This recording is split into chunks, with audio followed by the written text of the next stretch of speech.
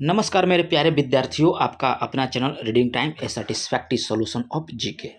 तो कला संस्कृति हम लोग देख रहे थे। इतिहास एवं कला संस्कृति से यानी कि मेन फोकस किया जाए तो कला संस्कृति ही इसमें अच्छे से दिया गया है। ठीक है, अब ये जो है आपका दृष्टि विजन का है। इसका पार्ट 1 जो है हम लोग देख चुके थे। आज हम लोग इसका पार्ट 2 देखेंगे और इसी वीडियो में जो है हम लोग कला संस्कृति से जितना भी क्वेश्चन देता है हम लोग सारा समाप्त कर लेंगे। और याद रखिएगा कि अगले मंथ यानी कि सितंबर में आपको 2000 प्लस दरोगा का नोटिफिकेशन कभी भी आ सकता है।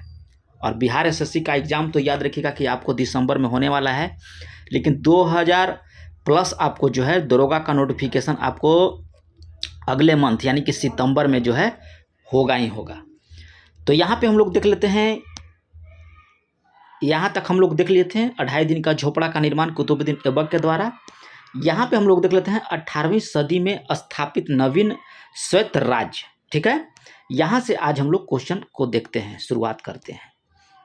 इसमें पहला क्वेश्चन इसमें दिया है, कह रहा है कि हैदराबाद में असफ जाही राजवंश की स्थापना की थी। तो ये निजाम उल मुल्क ने, याद रखिएगा कि हैदराबाद में जो है असफ जाही राजवंश की स्थापना जो है निजाम उल मुल्क के द्वारा जो है किया गया था। नेक्स्ट क्वेश्चन यहाँ पे दिया है कि निजाम उल मुल्क का असली नाम क्या था। तो उसका नाम था चिनकलिज खां। याद रखिएगा कि निजाम उल मुल्क का जो असली नाम था उसका नाम था चिनकलिज खां। नेक्स्ट क्वेश्चन यहाँ पे दिया है कि निजाम उल मुल्क संबंधित था, तो आपको तुरानी गुट से पूछेगा कि निजाम उल मुल्क का संबंध जो है किससे था, तो तुरानी गुट से था। आगे यहाँ पे कह रहा है कि निजाम उल मुल्क जो था मुगल बादशाह का दक्कन का सूबेदार था। निजाम उल मुल्क जो था आपको मुगल बादशाह का दक्कन के जो था वह सूबेदार था। निजामुल मुल्क ने स्वतंत्र हैदराबाद राज्य की स्थापना जो है आपको 1724 ईस्वी में किया था। याद रखिएगा कि निजाम उल मुल्क ने स्वतंत्र हैदराबाद राज्य की स्थापना जो है आपको 1739 ईस्वी में किया था। आगे यहाँ पे क्वेश्चन दिया है कि निजाम उल मुल्क का दीवान था, तो यह आपको पूर्णचंद का, याद रखिएगा कि निजाम उल मुल्क पूछेगा कि किसका दीवान था, तो पूर्णचंद का हो जाएगा। नेक्स्ट क्वेश्चन यहाँ पे दिया है कि दक्कन में जागीरदारी प्रथा को अपनाया था, तो निजाम उल मुल्क ने। ठीक है, पूछेगा कि दक्कन में जागीरदारी प्रथा को किसने अपनाया, तो निजाम उल मुल्क ने। तो इसमें आपका जितना भी क्वेश्चन है सारा इम्पोर्टेंट क्वेश्चन है, एक क्वेश्चन भी आप इसको निगलेक्ट नहीं कर सकते हैं। ठीक है, और थोड़ा सा ये बगल में कोई जुलूस निकला हुआ है ये कृष्ण जन्माष्टमी का, तो थोड़ा सा वीडियो में थोड़ा सा आवाज़ आएगा, तो उसको थोड़ा सा कंसीडर कर लीजिएगा आप लोग। चलिए, इसमें आगे कह रहा है कि सकूर खेड़ा युद्ध के बाद मुगल बादशाह ने निजाम उल मुल्क की उपाधि दी थी, तो यह आपको हो जाए असफ जहाँ की। नेक्स्ट क्वेश्चन यहाँ पे दिया है, कह रहा है कि निजाम उल मुल्क की मृत्यु हुआ था, तो 1748 ईस्वी में। याद रखिएगा कि निजाम उल मुल्क की मृत्यु हो गया था। 18वीं सदी में कह रहा है कि कर्नाटक का नायाब सूबेदार कहलाता था, तो ये आपको नवाब कहलाता था। याद रखिएगा कि 18वीं सदी में कह रहा है कि कर्नाटक का नायाब जो था सूबेदार जो कहलाता था आपको नवाब कहलाता था।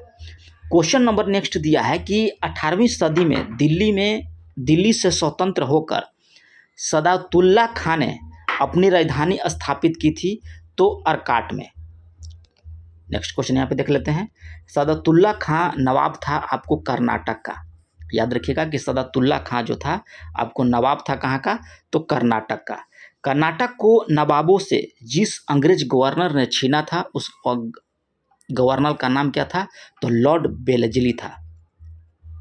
नेक्स्ट क्वेश्चन यहाँ पे दिया है, कह रहा है कि 18वीं सदी में स्वतंत्र बंगाल राज्य की स्थापना का श्रेय किसे जाता है, तो मुर्शिद कुली खां को। याद रखिएगा कि 18वीं सदी में जो है स्वतंत्र बंगाल राज्य की स्थापना का श्रेय जो है आपको मुर्शिद कुली खां को जाता है। मुर्शिद कुली खां को बंगाल का दीवान बनाया गया था आपको 1700 ईस्वी में। आगे क्वेश्चन यहाँ पे देख लेते हैं, कह रहा है कि मुगल बादशाह जिसने मुर्शिद कुली खां को बंगाल का दीवान जो है बनाया था, तो ये आपको हो जाएगा औरंगजेब ने।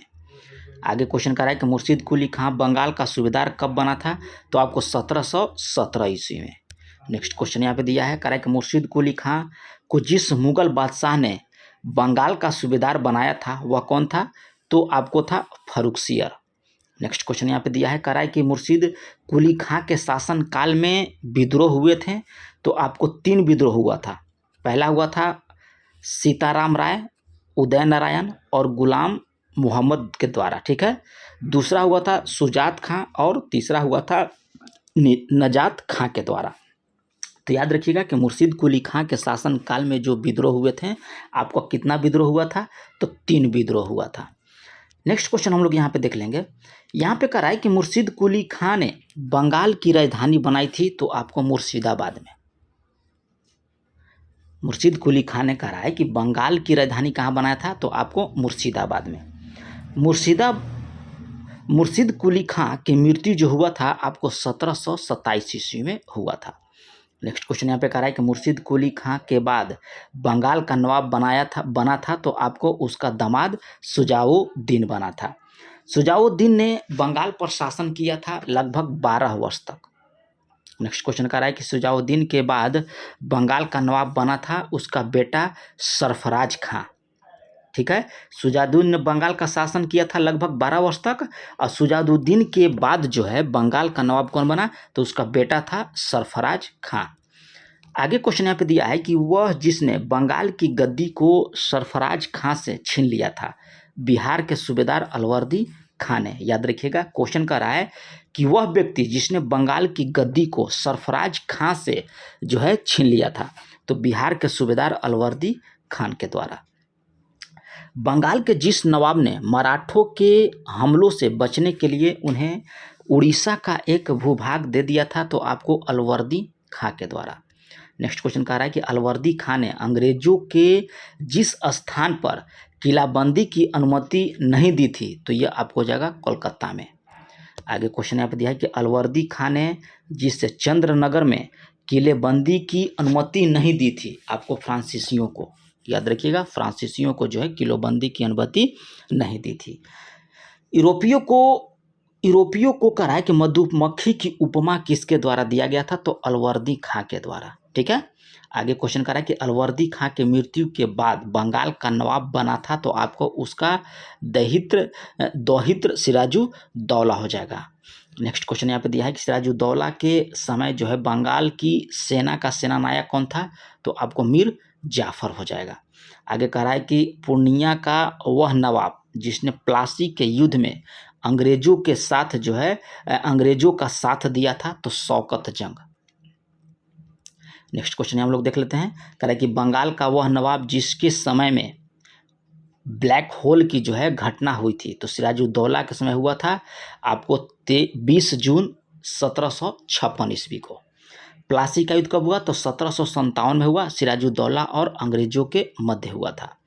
प्लासी का युद्ध में कौन विजय हुआ था, तो आपको अंग्रेज। नेक्स्ट क्वेश्चन यहाँ पे दिया है कि प्लासी के युद्ध के बाद जो है अंग्रेजों ने बंगाल का नवाब बनाया था, तो आपको मीर जाफर को। कलवाई के गिद्दड़ की पदवी दी जाती है, तो मीर जाफर को। करेगा कि कलवाई के गिद्दड़ की पदवी किसको दिया जाता है, तो मीर जाफर को दिया जाता है। नेक्स्ट क्वेश्चन यहाँ पे कह रहा है कि प्लासी की लड़ाई से पूर्व सिराजुद्दौला ने अंग्रेजों के जिन स्थानों पर अधिकार कर लिया था वे थे आपको कासिम बाजार और फोर्ट विलियम पर। याद रखिएगा कि कह रहा है कि क्वेश्चन कि प्लासी के लड़ाई से पूर्व सिराजुद्दौला ने अंग्रेजों के जिन स्थानों पर अधिकार कर लिया था वह स्थान कौन था, तो कासिम बाजार और फोर्ट विलियम। आगे क्वेश्चन यहाँ पे दिया है कि मीर जाफर को जिसके लिए बंगाल की गद्दी छोड़नी पड़ी थी, तो अपने दामाद मीर कासिम के लिए, ठीक है। चलिए आगे यहाँ पे कह रहा है कि मीर कासिम को नवाब के पद से हटा दिया गया था, तो आपको 1763 ईस्वी में। नेक्स्ट क्वेश्चन कह रहा है कि मीर कासिम बंगाल से भागकर कहाँ गया था, तो आपको अवध गया था। चलिए आगे हम लोग यहाँ पे देख लेते हैं खंड बी के तहत। देखिए यहाँ पे कला संस्कृति का जो एक परिचय हम लोग देख लेते हैं, और यहाँ से क्वेश्चन जो है आपको एग्जाम में देखने को मिलता है। तो संस्कृति शब्द का अर्थ क्या होता है, तो संस्कृति शब्द का अर्थ होता है आपको उत्तम या सुधरी हुई स्थिति, उसी को बोला जाता है संस्कृति शब्द का अर्थ क्या होता है, उत्तम या सुधरी हुई स्थिति। भौतिक संस्कृति के अंतर्गत शामिल प्रमुख अवयव कौन से होते हैं, तो याद रखिए कि प्रौद्योगिकी हो जाएंगे, कला के रूप में वास्तुकला, भौतिक वस्तुएं, घरेलू और उपयोगी सामान, कृषि, व्यापार, वाणिज्यिक, युद्ध, अन्य सामाजिक क्रियाकलाप।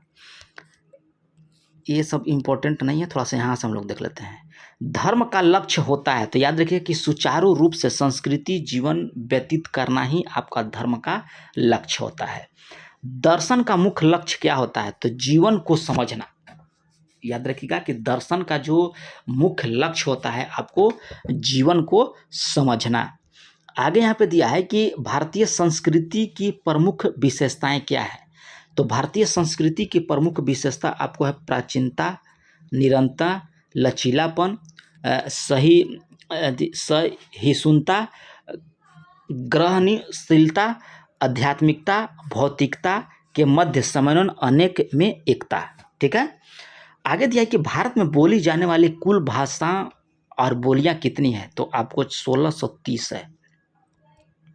नेक्स्ट क्वेश्चन यहाँ पे दिया है कि संस्कृति के मूलभूत घटक होते हैं, तो आपको मूल्य, मान्यताएं, संकेत, भाषा, लोक साहित्य, धर्म और विचारधारा होता है। संस्कृति विभिन्नीकरण का तात्पर्य क्या है, तो वैश्वीकरण के प्रभाव में अलग और विशिष्ट संस्कृतियों का उभरना। आगे यहाँ पे दिया है कि 5वीं शताब्दी के आसपास भारत के पूर्वी तटों पर प्रमुख व्यापारिक स्थल कौन से हैं, तो मामल्लपुरम, ताम्रलिप्ति, कटक, पुरी, रामेश्वरम तथा कावेरी पत्तनम हो जाएंगे। यहाँ पे दिया है कि नेचुरल हिस्टोरिका में भारत के सूती वस्त्र, मलमल, मसाला एवं श्रृंगार सामग्री का वर्णन का उल्लेख किसने किया था, तो प्लिनी के द्वारा। आगे दिया है कि इंडो रोमन व्यापार के लिए प्रसिद्ध बंदरगाह स्थित है, तो आपको मालाबार तट पर। चलिए आगे यहाँ पे देख लेते हैं हम लोग। यहाँ पे कह रहा है कि चीनी यात्री फाहियाना, हैंसोंग और इत्सोंग का यात्रा काल था, तो आपको 399 से 412 ईस्वी तक। ये हो गया आपको फाहियाना का। हैंसोंग का हो जाएगा 630 से 645 और इत्सिंग का हो जाएगा 675 से 695 तक। खोतान स्थल प्रसिद्ध था, तो रेशम मार्ग पर अवस्थिति के कारण। याद रखिएगा कि खोतान स्थल प्रसिद्ध था आपको रेशम मार्ग पर अवस्थिति के कारण। वह शासक जिसके कार्यकाल में मरियप्पन मंदिर का निर्माण हुआ था, तो सूर्यवर्मन द्वितीय के शासन काल में। श्रीलंका में कहा है कि रचित बौद्ध धर्म के विख्यात स्रोत कौन है, तो दीपवंश और महावंश। याद रखिएगा कि श्रीलंका में आपका जो बौद्ध धर्म के विख्यात स्रोत जो हैं वो आपका दीपवंश और महावंश हो जाएंगे। वर्मा के पेगु और मालमेन को कहा जाता है, तो स्वर्ण भूमि बोला जाता है। आगे यहाँ पे दिया है कि स्वर्ण द्वीप से तात्पर्य क्या है, तो जावा या इंडोनेशिया और मलाया क्षेत्र आपका हो जाएगा मलेशिया। जियोग्राफी तथा द हिस्ट्रीज लिखी गई थी क्रमशः टॉलमी और हेरोडोटस के द्वारा। याद रखिएगा कि जियोग्राफी तथा द हिस्ट्रीज लिखी गई थी टॉलमी या हेरोडोटस के द्वारा। आगे यहाँ पे दिया है कि संगम काल में पश्चिमी तट के प्रमुख पतन थे, तो नौरा, तोंडी, मुसिरी तथा नेलसिंडा। आगे यहाँ पे दिया है कि संगम काल में पूर्वी तट पर अवस्थित प्रसिद्ध पतन थे, तो आपको पुहार थे, मोटुपल्ली थे, अरिकामेंडू थे और ताम्रलिप्ति थे। आगे कह रहा है कि निरियाकस, एंसिक्रेटस और अस्टियोबुल्स जैसे लेखक भारत आए थे आपको 326 ईस्वी में सिकंदर के साथ। ये क्वेश्चन आपको देता है एग्जाम में कि सिकंदर के साथ कौन कौन लेखक आए थे, तो निरियाकस हो जाएगा, एनेसिक्रेटस हो जाएगा और अस्टियोबुल्स हो जाएगा। कब आया था, तो 326 ईस्वी में। आगे दिया है कि स्ट्रेबो के अनुसार सीरिया के राजा एंटियोकस ने राजदूत के रूप में मौर्य वंश के शासक बिंदुसार के दरबार में भेजा था आपको डायमेकस को। आगे यहाँ पे दिया है कि लाइफ ऑफ हैंसोंग द नेचुरल हिस्टोरियल और द हिस्ट्रीज लेखक के कौन है, तो याद रखिएगा कि आपको लाइफ ऑफ हैंसोंग के लेखक को आपको हो जाएंगे हुइली। ठीक है। और यहाँ नेचुरल हिस्ट्री के लेखक आपको हो जाएंगे टॉलमी, हिस्टोरियल के लेखक हो जाएंगे आपको पाइमेमेइस, पामपेइस, ठीक है, ड्रोगस। और द हिस्ट्रीज के लेखक हो जाएंगे आपको हेरोडोटस। सबका अलग अलग दिया गया है। प्राचीन काल में चीनी लेखक भारत का उल्लेख करते थे तो येन्तु या थियान्तु के नाम से। थोड़ा सा संस्कृति शब्द है, थोड़ा सा आप लोग देख लीजिएगा। प्रसिद्ध चीनी यात्री फायाना ने भारत की यात्रा किया था तो चंद्रगुप्त द्वितीय के समय। वह बंदरगाह जो गुप्त काल में उत्तर भारतीय व्यापार के लिए जो है उपयोग में लाया जाता था, तो ये आपको हो जाएगा ताम्र लिपित। गुरुद्वारा पंजा साहिब भारत के किस पड़ोसी देश में है, तो ये आपका है पाकिस्तान में। चलिए आगे हम लोग यहाँ पे देख लेते हैं।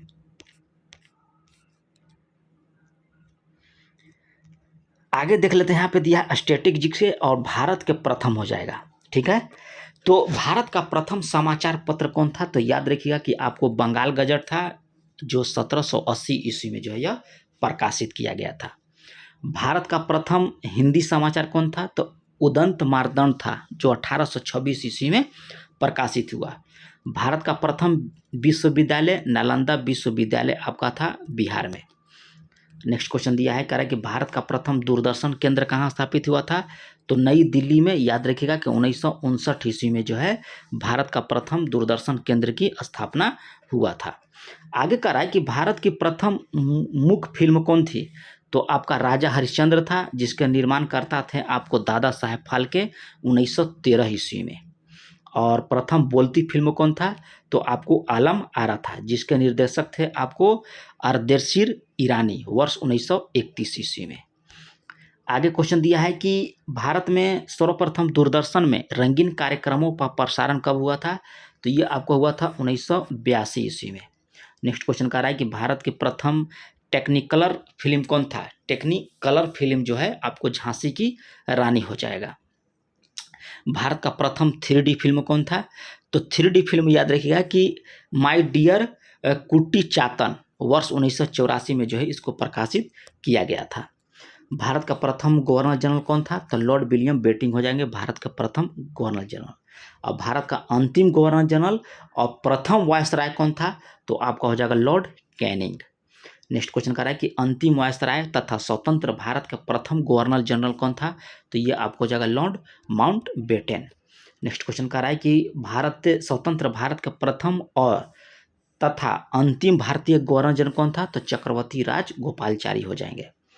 भारतीय राष्ट्रीय कांग्रेस के प्रथम अध्यक्ष कौन था, तो ब्रह्मेश चंद्र बनर्जी। भारतीय राष्ट्रीय कांग्रेस के प्रथम मुस्लिम अध्यक्ष कौन था, तो बदरुद्दीन तैयब जी।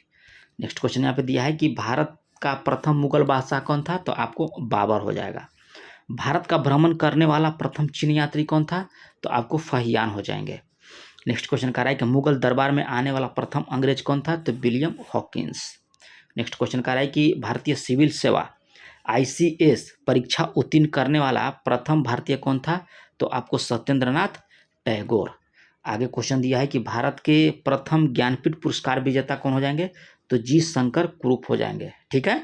चलिए, मलयालम लेखक थे, 1965 में इनको दिया गया था। आगे दिया है कि भारत की प्रथम महिला शासिका कौन थी, तो आपको रजिया सुल्तान हो जाएंगे। भारतीय राष्ट्रीय कांग्रेस के प्रथम महिला अध्यक्ष कौन है, तो आपको एनी बेसेंट। नेक्स्ट क्वेश्चन यहाँ पे दिया है कि ज्ञानपीठ पुरस्कार प्राप्त करने वाला प्रथम महिला कौन था, तो आशापूर्ण देवी। अगला क्वेश्चन यहाँ पे दिया है कि पुस्तक मुद्रित करने वाला विश्व का प्रथम देश कौन है, तो आपका चीन। कागजी मुद्रा जारी करने वाला विश्व का प्रथम देश कौन है, तो ये भी आपका चीन हो जाएगा।